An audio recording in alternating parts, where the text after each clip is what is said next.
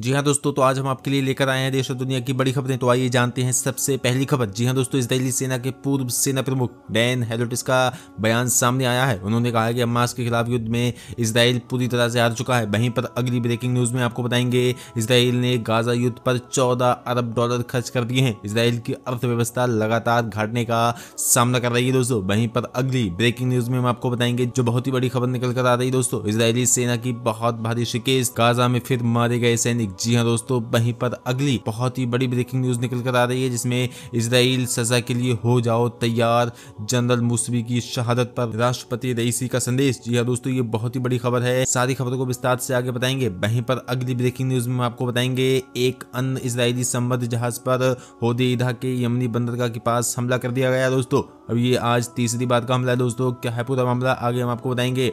वहीं पर अगली ब्रेकिंग न्यूज निकल कर आ रही है, हमास के नेता यहया Sinwar IDF Gaza ground invasion के बाद हमास ने 5000 आईडीएफ सैनिकों को निशाना बना दिया है। क्या हुआ है पूरा मामला, आगे बने रहे वीडियो में, एक एक चीज हम आपको विस्तार से डिटेल से बताने वाले हैं। वहीं पर अगली ब्रेकिंग न्यूज में निकल कर आ रहा है कि लेबनान सीमा से लगे इजराइल के अल जलील मेडिकल सेंटर में 13 इजरायली शेल्टर्स भर्ती हुए हैं, जिनमें एक बहुत ही ज्यादा गंभीर स्थिति में है दोस्तों।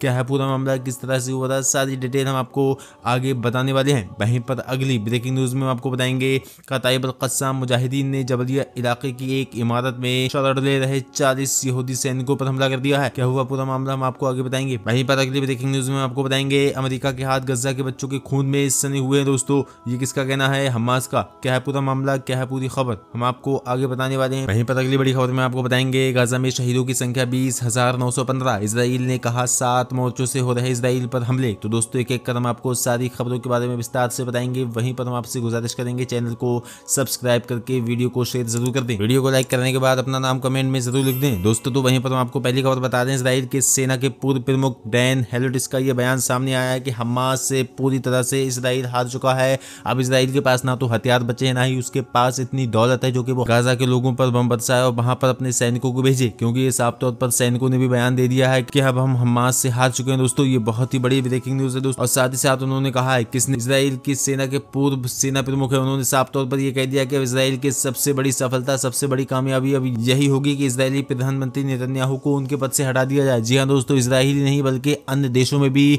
ये प्रदर्शन, ये विरोध चल रहा है कि अब इजराइल का जो प्रधानमंत्री है उसको उसके पद से हटा दिया जाए, यानी कि अब इजराइल और फिलिस्तीन की जो जंग है जो कि लगातार चलती आ रही है उसको बंद किया जाए दोस्तों। वहीं पर अगली खबर में आपको बता दें, इजराइल ने गाजा युद्ध पर $14 अरब खर्च कर दिए दोस्तों। इजराइल की अर्थव्यवस्था लगातार घाटे का सामना कर रही है दोस्तों। इजराइल वित्त मंत्रालय का ये साफ तौर पर बयान आ गया है। सारे लोगों के बयान आ रहे हैं, चाहे वो इजराइल के सेना का प्रमुख आदमी हो या फिर इजराइल के वित्त मंत्रालय हो, लेकिन सिर्फ एक शख्स है जो कि जिद पर अड़ा हुआ है, उसका नाम है नेतन्याहू। वो कोई भी ऐसा बयान नहीं दे रहा है जिसमें ये लगता हो कि इजराइल को कोई भी नुकसान हो रहा है। चारों तरफ से इजराइल घिर चुका है, परेशान हो चुका है, अमेरिका से भीख मांग रहा है दोस्तों। अमेरिका से अरबों खरबों डॉलर की वो भीख ले भी चुका है दोस्तों। वहीं पर अमेरिका भी उसका लगातार साथ दे रहा है, लेकिन ये जंग जीतना किसी भी हाल में मुमकिन नहीं है इजराइल को, क्योंकि हमास और फिलिस्तीन के लोग इस जंग को जीत चुके हैं।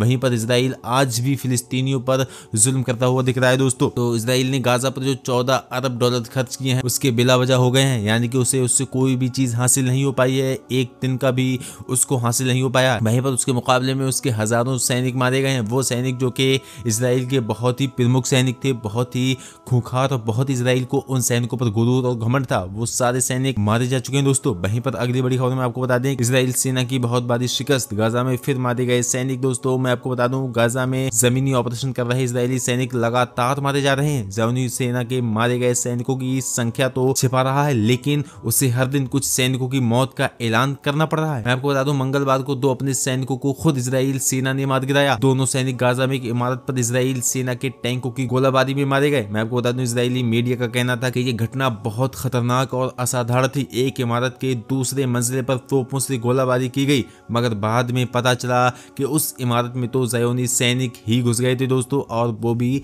मारे गए हैं। इजरायली मीडिया ने बताया कि इजरायली सैनिकों को एक इमारत के भीतर संदिग्ध हरकत दिखाई दी, तो उसने ये समझकर इमारत में हमास की लड़ाई लड़ाके मौजूद होंगे उन पर हमला कर दिया और अपने ही सैनिकों को मार गिराया। जी हाँ दोस्तों, आप देख सकते हैं किस तरह से पागल हो चुकी है IDF यानी कि इजराइल डिफेंस फोर्स। वहीं पर कुछ दिन पहले भी ऐसा ही हुआ था, क्योंकि ज़ायोनी सेना ने गाजा में अपने 3 सैनिकों को मार दिया था जो हमास के पास कैदी थे। इस घटना के बाद इजराइल में भारी रोष पैदा हो गया था। तीनों कैदी हमास के कब्जे से भाग निकलने में सफल हुए थे। वे सड़क पर निकले और उनके हाथ में सफ़ेद कपड़ा था और वे हिब्रू भाषा में चिल्ला रहे थे, हमें बचाओ हमें बचाओ। मगर बचाने के बजाय ज़ायोनी सैनिकों ने उन पर फायरिंग कर दी और वे तीनों वहीं की वहीं मर गए। जी हाँ दोस्तों, अब किस तरह से ज़ायोनी सेना अपने ही सैनिकों पर अत्याचार कर रही है, अपने सैनिकों को मार रही है दोस्तों, और ये इस तरह से पागल हो चुकी है। अब भी नेतन्याहू को समझ में नहीं आ रहा है कि इस जंग को रोकना चाहिए, बल्कि जब सारे सैनिक वहाँ के मर जाएंगे उसके बाद ही नेतन्याहू को समझ में आएगा कि हाँ, हमें इस जंग को रोकना चाहिए दोस्तों। वहीं पर अगली बड़ी खबर में आपको बता दें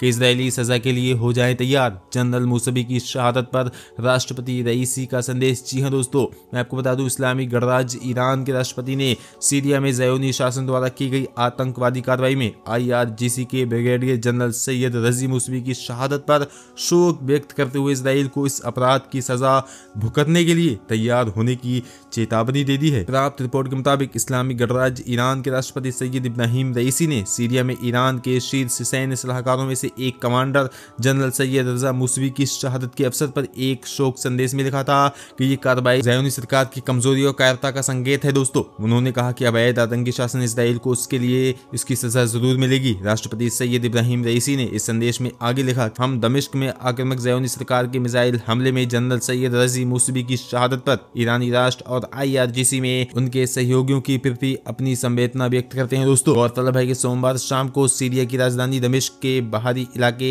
ज़ैनविया क्षेत्र में अवैध आतंकी इजरायली सेना के हमले के दौरान सीरिया में तैनात IRGC के वरिष्ठ सैन्य सलाहकार सैयद रजी मूसवी, जिन्हें सैयद रजी के नाम से भी जाना जाता था, वो शहीद हो गए हैं। दमिश्क में हमारे संवाददाता के अनुसार ज़ैनविया इलाके में जनरल मूसवी को निशाना बनाया गया, जिसमें सेना के कमांडर शहीद हो गए।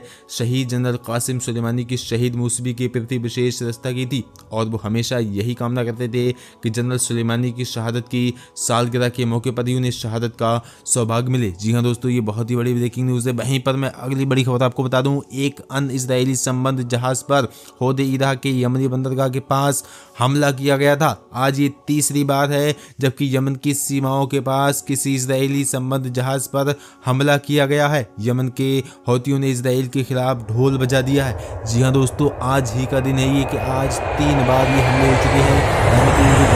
तीसरा जहाज है जिस पर हौतियों ने हमला कर दिया है और ये साफ तौर पर ऐलान कर दिया है कि तुम्हें आने से पहले हम पर रेडियो पर बात करना होगी, हमें पूरी तरह से विस्तार से बताना होगा कि तुम कहां से आ रहे हो और क्या माल तुम्हारे अंदर है और कहां जा रहे हो। कहीं ऐसा तो नहीं कि इजराइल की तरफ तुम बढ़ रहे हो और इजराइल की मदद करने के लिए जा रहे हो। अगर ये आप हमें नहीं बताते हो तो हम तुम पर बिना पूछे ही हमला कर देंगे दोस्तों। और यही हो रहा है कि ये जहाज़ जो है इजराइल की मदद करने के लिए आगे बढ़ रहा था, तो उसके बाद यमनियों ने इसको उड़ाकर रख दिया दोस्तों। वहीं पर अगली ब्रेकिंग न्यूज़ में आपको बता दें, हमास नेता Yahya Sinwar IDF Gaza ground invasion के बाद हमास ने 5000 IDF सैनिकों को निशाना बनाया, 1/3 को मार डाला। 7 अक्टूबर की इजरायली मौतें 319 को छोड़ दें तो 1666 IDF सैनिक मारे गए हैं, 750 वाहन नष्ट किए गए हैं। 1666 प्लस 319, अब तक कुल लगभग 2000 इजरायली सैनिक मारे जा चुके हैं। ये किसका कहना है? ये हमास के मेन नेता यानी कि जो मेन आदमी है याहिया सिनवार, उन्होंने साफ तौर पर यह कह दिया है कि अब हम 5000 IDF सैनिकों को निशाना बनाएंगे, यानी कि हमें किसी तरह से 5000 सैनिकों को मारना ही मारना है दोस्तों। वहीं पर अगली ब्रेकिंग न्यूज़ में आपको बता दें, लेबनान सीमा से लगे इजराइल के अल जलील मेडिकल सेंटर में 13 इजरायली सेल्टर्स भर्ती हुए, जिनमें से एक बहुत गंभीर स्थिति में है और सबके सब हिजबुल्लाह के रॉकेट्स का शिकार हुए थे। मैं आपको बता दूं कि कल ही जैसे कि इजराइल पर हिजबुल्लाह ने हमला किया था, उस हमले में 13 इजरायली सेल्टर्स एकदम से भर्ती हो गए अस्पताल में। उसके बाद मैं आपको बता दूं एक की हालत बहुत ही ज़्यादा गंभीर है और ये हिजबुल्लाह का हमला हमेशा लगातार है। वहीं पर अगली बड़ी खबर में आपको बता दें, कताइब अल क़स्साम मुजाहिदीन ने जबलिया इलाके की इमारत में शरण ले रहे 40 यहूदियों पर हमला किया। मुजाहिदीन का हमला सफल रहा। हमले के परिणाम स्वरूप 40 यहूदी सैनिक मारे गए हैं और घायल भी हुए हैं। हमले के बाद इजरायली हेलीकॉप्टरों का आगमन देखा गया है जो घायलों के शवों को ले गए हैं दोस्तों। मैं आपको बता दूं अभी हाल ही की खबर है, जैसे कि कताइब कसाम मुजाहिदीन ने जबलिया इलाके में जो एक इमारत में 40 यहूदी वहां पर आराम कर रहे थे और इधर उधर देख रहे थे कि हम किसी भी तरह से हमास के जो सैनिक हैं उनको मार गिराएं। लेकिन मैं आपको बता दूं उसके बाद क्या होता है, उसके बाद हमास ने जब हमला किया, हमला करने के बाद उस पूरी बिल्डिंग को उड़ा दिया और 40 के 40 जो सैनिक थे, 40 के 40 जो सैनिक थे वो जहन्नम रसीद हो चुके हैं, यानी कि सभी सैनिक जहन्नम पहुंच चुके हैं। उसके बाद फौरन हेलीकॉप्टर आता है और उसके बाद उन लाशों को वहां से उठाकर ले जाता है। दोस्तों देखिए इतनी बड़ी खबर निकल कर आ रही है। वहीं पर अगली बड़ी खबर मैं आपको बता दूं, अमेरिका के हाथ गजा के बच्चों के खून में सने हुए हैं। नेतन्याहू को अब एक के बाद एक करके लगातार पराजय का मुंह देखना पड़ रहा है। इरना के अनुसार फिलिस्तीन के इस्लामी प्रतिरोध आंदोलन हमास के नेता उसामा हमदान कहते हैं, अमेरिका की सरकार एक ओर तो गजा में नागरिकों की सुरक्षा का दावा करती है, जबकि यही सरकार दूसरी ओर अवैध ज़ायोनी शासन को हथियार उपलब्ध करवाती है। उन्होंने कहा है कि अमेरिका के हाथ गजा के बच्चों के खून में सने हुए हैं। गजा के बारे में अमेरिका की दोहरे रवैये की उन्होंने कड़ी आलोचना की है। इसी के साथ हमास के नेता हमदान ने गजा वासियों को पलायन पर विवश करने की नेतन्याहू योजना के संदर्भ में कहा कि इस बारे में सारे देशों को एकजुट होना चाहिए। उनका कहना था कि इस समय नेतन्याहू के समर्थक इस बात को लेकर बहुत परेशान है, किस प्रकार से अपनी जनता को पराजय के बारे में बताएं। हमास के नेता के अनुसार वर्तमान समय में जो कुछ हो रहा है उससे ये सिद्ध होता है कि नेतन्याहू को एक के बाद एक करके पराजय का मुंह देखना पड़ रहा है। इसी के साथ उन्होंने गजा के बारे में यमन के अंसारुल्लाह द्वारा लिए गए फैसले की सराहना की। ज्ञात रहे अंसारुल्लाह की ओर से घोषणा की जा चुकी है, जब तक गजा परिवेष्टन और उस पर किए जा रहे हमले नहीं रुकते हैं उस समय तक लाल सागर में ज़ायोनी हितों को लक्ष्य बनाया जाता रहेगा। दोस्तों वहीं पर अगली ब्रेकिंग न्यूज में आपको बता दें, गजा में शहीदों की संख्या 20,915। इसराइल ने कहा 7 मोर्चों से हो रहे इसराइल पर हमले। मैं आपको बता दूं गजा में ज़ायोनी शासन के हमलों के शहीद होने वाले फिलिस्तीनियों की संख्या 20,915 तक पहुंच गई है और घायलों की संख्या 54,918 हो चुकी है।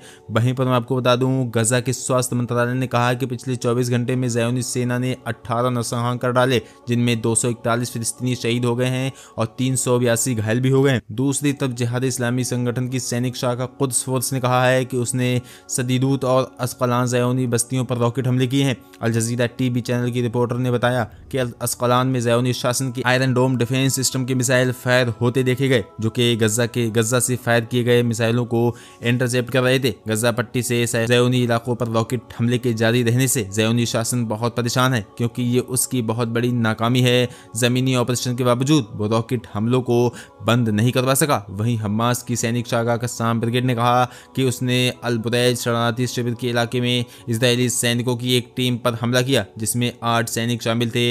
हमले में सारे सैनिक हताहत या घायल हुए हैं। इजरायली रक्षा मंत्री योआफ गॉलैंड ने एक बयान में दिया है कि 7 अक्टूबर को हुए हमले के बाद से इजराइल पर 7 मोर्चों से हमले हो रहे हैं। गॉलैंड का कहना है कि गजा के साथ ही West Bank, Lebanon, Syria, Iraq, Yemen और ईरान से हमले किए जा रहे हैं। जी हाँ दोस्तों, तो ये थी आज की खबर। आपको अगर वीडियो अच्छा लगा हो तो इस वीडियो को लाइक करने के बाद शेयर जरूर कर दें और चैनल को सब्सक्राइब जरूर कर दें, क्योंकि हम 10 मिनट में आपको देते हैं ज़्यादा से ज़्यादा बड़ी खबरें। तो उम्मीद करते हैं आप लोग खैरियत से होंगे। सलाम।